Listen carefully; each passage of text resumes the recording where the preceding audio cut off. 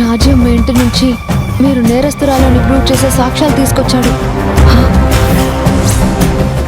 ఈ విషయం ఇప్పుడే జ్యోతితో చెప్తుంటే విని మీకు వెంటనే కాల్ చేస్తున్నాను. నాకు కూడా రాజీవ్ దొంగచాటుగా నా ఇంటికి వచ్చి అనుమానం వచ్చింది. ఆ సంగతి నేను నీకు చెప్పడానికి మీ ఇంటికి వచ్చాను, కానీ ఆ అవకాశం నువ్వు నాకు ఇవ్వలేదు. జ్యోతి ఉంది కాబట్టే నేను అలా బిహేవ్ చేశాను ఆంటీ. నా వల్ల ప్రమాదం ఉందని తెలుసు కాబట్టి తన పెళ్ళాన్ని కాపాడుకోవడానికి రాజీవ్ బాగానే కష్టపడుతున్నాడు. జ్యోతి అంటే రాజీవ్కి ఎంత ఇష్టమో మనకి తెలిసిందే కదా ఆంటీ. ట్రై చేయకుండా ఎలా ఉంటాడు చెప్పండి. ఇదిగో శ్రావ్య, ఆ సాక్ష్యాలు రాజీవ్ దగ్గర ఉండడం నాకు చాలా ప్రమాదం. నన్ను జైలుకి పంపేదాకా నిద్రపోడు. మరేం చేద్దామంటారంటీ? ఏదో ఒకటి చేసి రాజీవ్ దగ్గర నుంచి ఆ ప్రూఫ్స్ మాయించేసి నాకు తెచ్చివ్వు. ఇదిగో, నేను బయట ఉండడమే నీకు క్షేమం, నీకు బలం కూడా. నన్ను కాపాడుకోవాల్సిన బాధ్యత నీదే. తెలుసా ఆంటీ, ఆ సాక్ష్యాలు నేనే తీసుకొస్తాను. సరే అంటేనంటీ, నేను మళ్ళీ కాల్ చేస్తాను.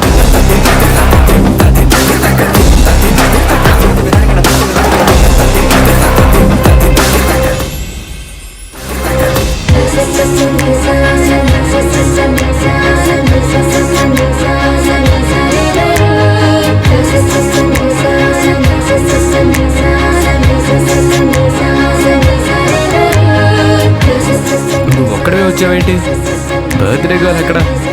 నేను ఏడిపించాను కాబట్టి అందంగా రెడీ అవ్వడానికి కాస్త ఎక్కువ టైం తీసుకుంటుంది బ్రదర్.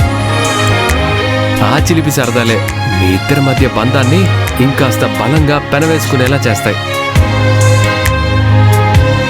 అంతకుముందు నాకు ఇవేమీ తెలియవు బ్రదర్, నువ్వు చెప్పాకే నాకు అర్థమైంది.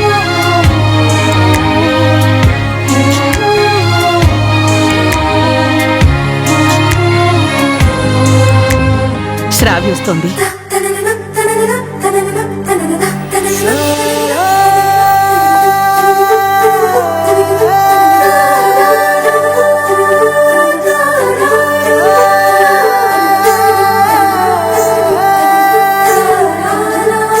ఈ బర్త్డే నా లైఫ్లోనే స్పెషల్ బర్త్డే. ఎందుకంటే ఇంతకు ముందు నన్ను పెంచిన తల్లిదండ్రులతో కలిసి గ్రాండ్గా జరుపుకున్నాను. కానీ ఈసారి నా కన్న తల్లి, నా తోడబుట్టిన అక్క, మా బావగారు, మా మేనత్త, నా భర్త మధ్యన సెలబ్రేట్ చేసుకోవడం నాకు చాలా హ్యాపీగా ఉంది.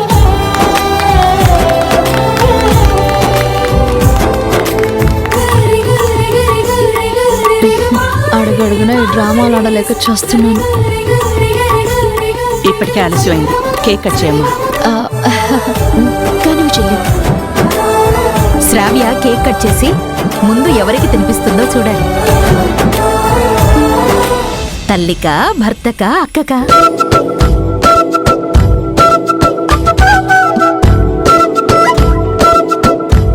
కానివ్వు చెల్లి.